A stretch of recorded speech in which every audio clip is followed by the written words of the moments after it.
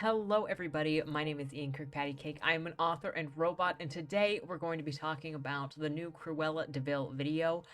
You know, I shot this once before already with a Dalmatian background, but the bug in my computer destroyed my sound, as it tends to do.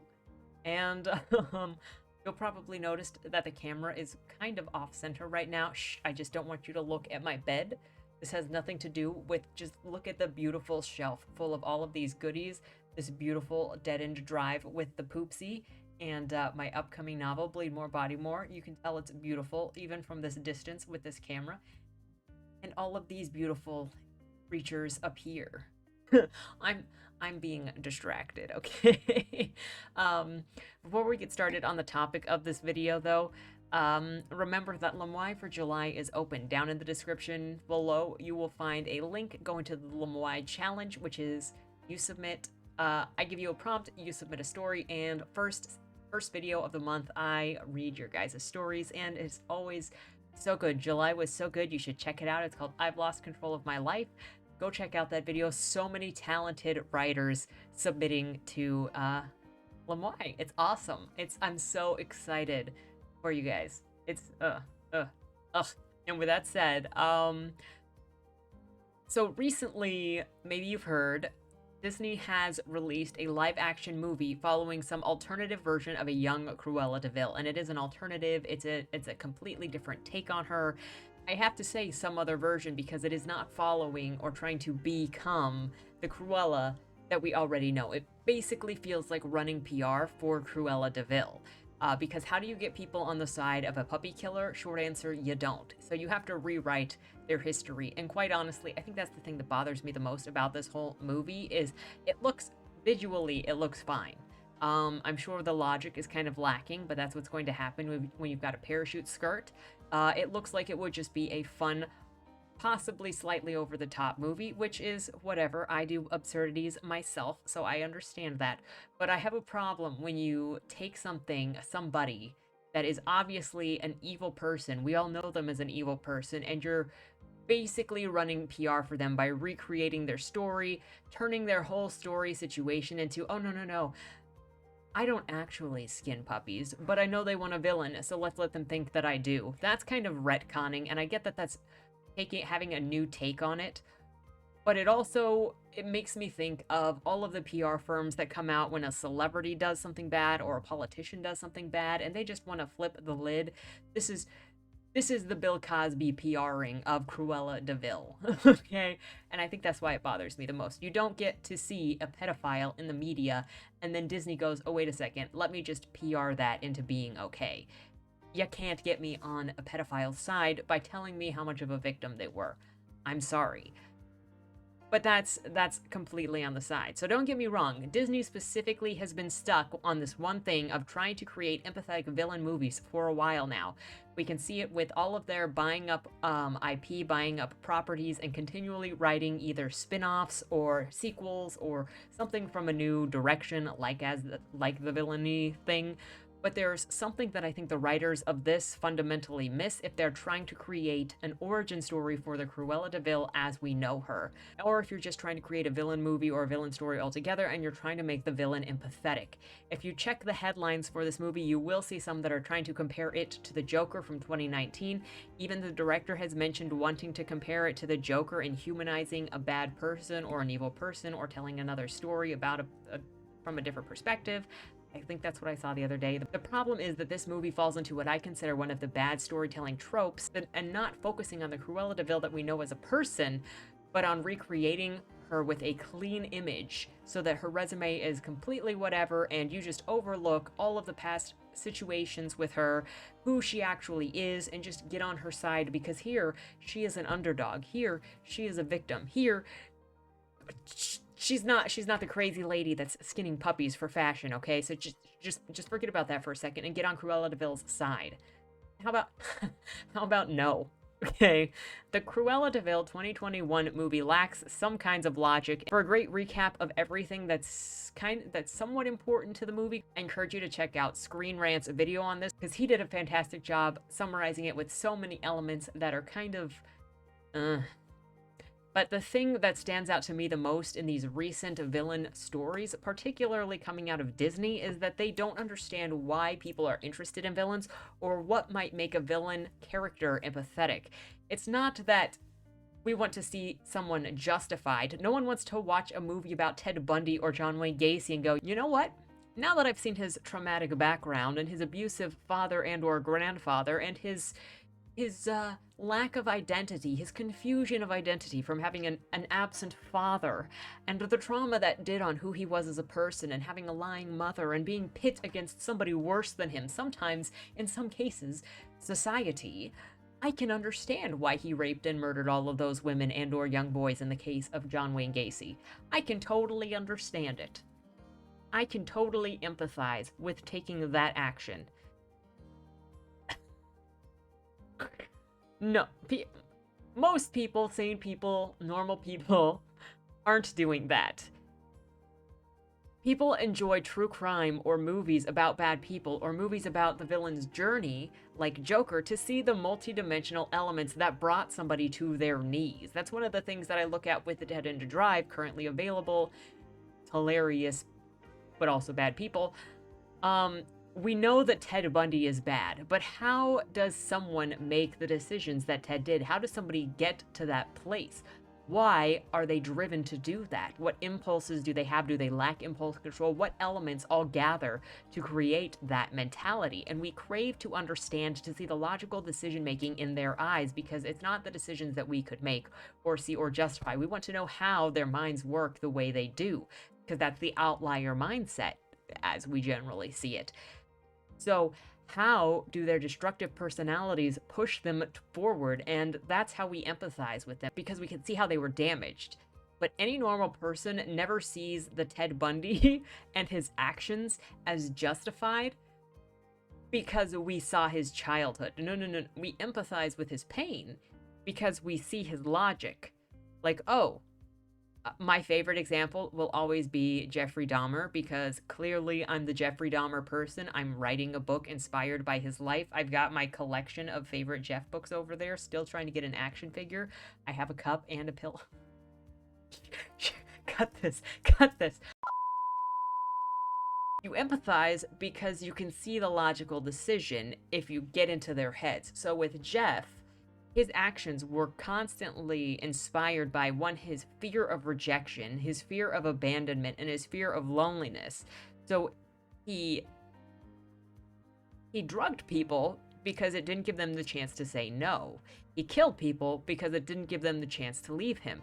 He also killed people because he didn't want to be alone. He also tried to make living dolls because he didn't like killing people, but he didn't want to be alone. So he was hoping that he could lobotomize the people so that he would not be alone and he would not have to kill people. That obviously didn't work, but you can follow his logic in his fear and desperation. Oh, okay, you don't want to be alone and you don't want to be rejected. Rationally, you would not say killing people is the answer. But logically, you could say, well, if you kill somebody, then and have their body with you, then you will not be alone. Logically true, rationally untrue. And so it's by following these logical and rational arguments, decision making, that we see, one, the break from reality, and then two, what motivates the action because of what makes logical sense to do. We find their motive and we understand them better. And that's what people crave in looking at true crime or looking at movies about bad people, is we want to know what drives them. And I think this is one of the major misconceptions that I see right now as someone with an interest in evil actions, serial killers, writing bad characters, and an exploration of the mind. I see it so often, especially in mild political discourse from all sides of the spectrum, really, where the critic says, hey, if you say you understand or empathize with somebody and where they're coming from, then it means that you agree and condone with it, that it means that you agree with them and you condone what they've done. Absolutely wrong. You can understand decisions without endorsing them. In fact, understanding what drives someone to the edge is far more important to identifying damaging elements in life and helping people either recover from that damage or avoid creating more of that situation entirely in society. Cruella 2021 was doomed to fail as a Cruella origin story, as a true Cruella origin story, because the writers wanted to make Cruella likable. At least that's how it comes off with the way that it was rewritten. She falls into the trope that the protagonist cannot really do wrong, or at least not so wrong that it is obviously condemnable by the audience. You can make them kind of petty burglars, but that's really not so bad in the grand scheme of things when you compare it next to murder.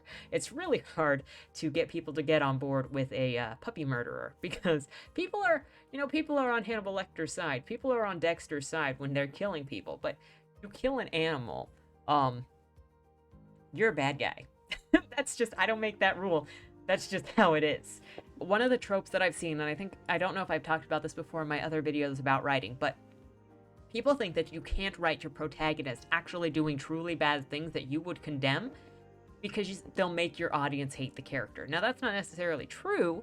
It can be true, but it's not necessarily true, except for cheating. Readers almost always hate cheating. And if there is anybody that questions the protagonist's character or actions or behaviors, then that automatically makes them bad, and you're not allowed to do that. You have to juxtapose the main character if they're an anti-hero or even slightly questionable. You have to juxtapose them next to someone who is worse than them so that it overshadows how bad your main character is. And I see this trope a lot. It's always to hide that the main character is also either an asshole or a bad guy or both. But it doesn't actually hide it from me. I just get mad at the author for trying to trick me. In very bad writing circles, there's a purity or a moral trope going around that just says that you're always justified or able to excuse every bad behavior of your main character by virtue of them being the main character. And so you don't have to acknowledge that they're doing bad things. You don't have to have anybody condemn that they're doing bad things. You don't have to have anybody react to them doing bad things, because they're the protagonists. However, you do have to have the protagonist and all of their friends point out everyone else's evil or bad or rude actions, because they're not the main characters. And pointing out everybody else's flaws is what makes your character look less bad. Especially, I see that, oh my gosh, and I've seen this so much in the last couple of books that I've read, where it's especially in the narrative where they go, well, okay, she's acting like this, but it's because she's being bullied, or she's acting like this, but it's in self-defense, so they know that they're being an asshole. But immediately the author is adding narration to justify why that character is being an asshole so that you don't judge for her. It doesn't work. At least not on me. Let me know if it works on you. Comments below. But this trope shows itself in Cruella 2021 by showing that Cruella has something against Dalmatians because her mother was kicked off a cliff by Dalmatians. So of course the Dalmatians had to be villainized in order to justify the murder of puppies later, because that's what you do. This trope shows itself in deciding that Cruella has something against Dalmatians because her mother was kicked off of a cliff by Dalmatians, murdered by Dalmatians, not even joking. So obviously, in order to create sympathy for Cruella, the writers had to, one, victimize Cruella and villainize the dogs. So then you're like, oh, okay, I could see why Cruella would want to kill dogs, because dogs kill her parents. I know, it sounds so stupid. Because we know that Cruella skins and wears Dalmatians, the only way the writers of this movie knew how to approach Cruella was to victimize her and attempt to justify the actions that we know her by. But this also changes her entirely and never even approaches how or why she would target puppies, since she doesn't even skin the dogs at the end of the movie, and the end of the movie also tries to rewrite this as, oh, they want a villain, then I'll just let them, talk rumors about me. You know what Cruella would actually do if people started finding out that she was wearing dogs around town? She would tell them to start rumors that she does that. That, oh yeah, that's all just a rumor, honey. That's exactly what she would do. The writers couldn't make Cruella despicable in this movie because they wanted to get you on her side. It makes me wonder why they would even try to write this movie in the first place if they didn't want to embrace Cruella's evil. But what bothers me is this is another bad writing trope that I'm not really fond of. It's people often think that they can use trauma or victimization as a shortcut to make others care about their characters. Victimization is not a shortcut for empathy, though. You have to make me interested in your character before I care about their victimization. Sorry, is that just me, or is anybody else, or are you just like, oh no, you had bad things happen to you? I want to know more about this character. Tell me in the first 10 pages all the bad things that happened to your character, and I want to read the rest of their story, right? Why doesn't this work? Because there are so many stories about trauma and victims, and there are so many victims everywhere of different things. Show me how your character is different. Show me how your story is different. Show me something compelling, and then rip my heart out with the bad things that have happened to them. You cannot force me to like your character no matter how much bad stuff you do to them, or how much all of the side characters tell me how wonderful and awesome they are. It just doesn't work.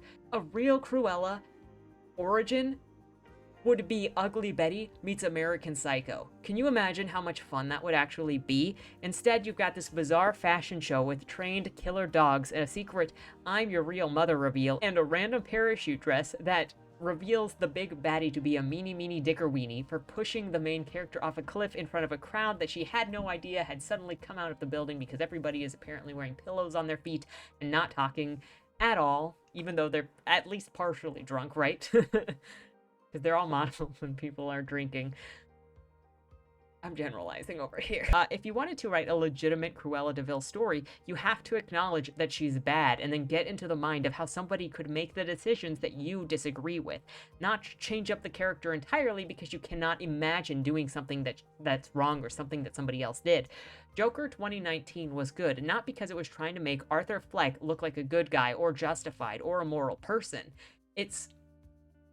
It didn't focus on victimization of him or what other people did to him. It focused on showing his life and the many factors that contributed to his mental deterioration. I do the same thing in my novel, Cain and Abel, which is inspired by the life of Jeffrey Dahmer. You don't reach people or empathize with a villainous character by rewriting them and going, look, they aren't that bad. They had an abusive mother. You create understanding for somebody different, somebody evil, somebody who makes bad decisions by revealing who they are and how they made those decisions or why they made those decisions, especially the ones that you cannot fathom doing yourself. That's why we're interested in that mindset.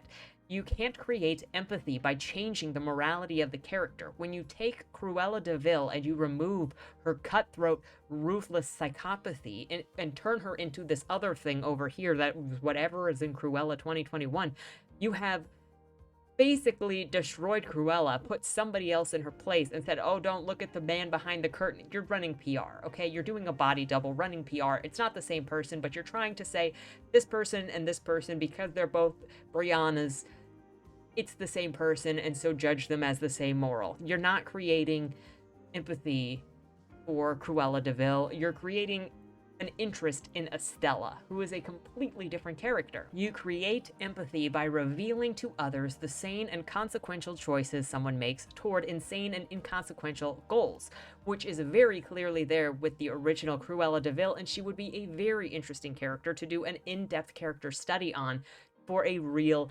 villainous woman. I mean, how many villainous women characters are there actually out there that are strong and powerful and cutthroat and ruthless like Cruella de Vil? It is such a disappointment that they didn't go the Patrick Bateman direction with Cruella de Vil. Because you know how many women would probably very much be interested in that? Just look at how popular the Lady Vampire was in the most recent Resident Evil. I wouldn't even call her as evil as Cruella de Vil goes, but people want that thirsty, powerful, strong woman who is confident. That Patrick Bateman of a woman could have been Cruella de Vil, but instead, you had to go weak. If I was going to create a Cruella de Vil origin story, it would go something like this. First, you gotta embrace that Cruella is a psychopath, or at least as a kid showed signs of antisocial personality disorder, and you let that run its course, because, you know, typically one of the trifecta for antisocial personality disorder is abusive animals, and often abusive animals escalates into hurting humans or killing people. It's pretty traceable. From there, my Cruella origin would look something like this. Live in New York City. Her name is actually Cruella de Vil because you don't need to come up with some gimmick for why her name was not that in the first place. It's kind of a stylized thing. It's fine. Black and white hair is a recessive gene in her family. She gets bullied in her school for it. She embraces being cruel to stomp out the bullies so that she's not the victim, getting in trouble a lot in school. She may have rage issues. She can't make friends, but at least everyone listens to her in school because they're scared of her. Gets into fashion because New York City, and it feeds her ego. But no one pays attention to her in her new job because she's a nobody. That hurts her ego. One day, after something especially frustrating happens to her, she's walking home from the subway by her house and is attacked by a dog. She kills it in a fitful rage. She considers throwing the body in one of the nearby dumpsters. However, while dragging it across the cement into the alley, she observes how beautiful its black and white coat is, reminding her of something else that's beautiful. It's her. She brings the dog home and skins it, turning it into a form-fitting shirt because that's all the material she has. It's probably a very stylish crop top, long sleeve thing. At this moment, there would be such great opportunities for beautiful cinematography and tableaus in her studio apartment with all of the dress forms, the designs, mirrors, scissors, the blood. Like, it would be so good. Then she wears her shirt the next day to work, and somebody is like, "Oh my gosh, who are you wearing?" And she says, Essenza Dalmata, Italian for essence of Dalmatian. They go, "This fabric is so incredible." And she goes, "From Italy." Nobody knowing she means Little Italy. Start making everything out of dogs at that point to do her own fashion line. But the Dalmatians are for her specifically because of her hair. It's a power symbol. It's a symbol of self. It's a symbol of ego. Dogs come from the pound and strays in New York. There's dogs are just going missing like crazy in New York. She hires some henchmen to bring her dogs to turn into clothing. She climbs the ladder quickly with her revolutionary style and design like nobody's ever seen before. She's still ruthless. She makes a name for herself, and people talk about her behind her back out of fear, much like back in school where they feared and hated her. But somebody finds out what she's been doing, and she's the one that's disappearing the dogs in the city. She uses her henchmen to help her put an end to the gossip before they can blow the whistle. And as the person dies in some gruesome death that she's had a part in, she lights up her cigarette on the famous cigarette holder that we all know Cruella by, and she goes, "You should never have messed with the DeVille." There is just such perfect dark comedy or satire material here, and for such stylization that it's so sad that they decided they had to change the character entirely to do a PR stunt for her instead of just embracing Cruella, who she is, how she is, and running with that. Look, people don't like Hannibal Lecter because Hannibal justified him or made him look like a victim. His stories allowed him to be bad, to do horrible things, and to show how his nature and logic allow him to do the things that he wants. With Cruella and many films focused around the villains, especially female, they aren't allowed to go into that bad zone or else they'll be criticized as some kind of ism or some kind of anti-female thing, instead of letting it just embrace the evilness of what women are sometimes, what humans are sometimes. And this in turn makes every attempt at these sorts of stories shallow and broken from the very start. What would have made Cruella interesting is embracing what makes her villainous, not by trying to justify her or clean her up and give her a better resume or a better look and not being one of the bad guys anymore. Anytime you take a bad guy and try to cleanse them or victimize them into being likable, it isn't going to work. It's a gimmick to force affection, and it actually feels really slimy. In the same way, you're not going to take a character, take Frollo and then somehow tell me that Frollo is totally justified in his lust for the gypsy and murdering and destroying Paris because he wanted to bang a foreign girl. Like, I can get on board with analyzing Frollo's viewpoints, but if you try to tell me that he is a victim of some kind and then try to go, "Oh no, he's not really a bad guy." No, Frollo is. He's burning down Paris for some booty. If you wanted to make the movie as it is now, it should have been done divorced of Cruella de Vil so that it could have created its own character, its new timeline with its new affections, because Cruella 2021 is going to come with the baggage of original Cruella, and I'm sorry, you're not going to overwrite original Cruella with this cleaner version of Cruella. It's like trying to tell me, it's like trying to bring back the Cosby Show and then cleanse the whole reputation that Bill Cosby now has. It's not happening. Seriously, my biggest problem with this film is try to claim or rewrite the past or origin of a character that already exists, is already established, and I think it would have been better if it just tried to do its own thing. But let me know what you think down in the comments below. I will look forward to your thoughts. Thank you so much for dealing with me being a little bit off center for this video. Hopefully the sound works this time.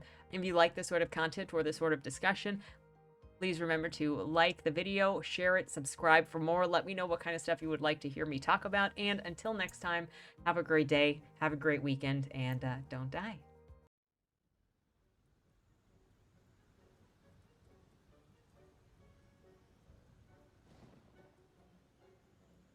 The only people who should come are those who want to meet their monsters. If this is what Agatha wants, I don't know how we can even dispute it.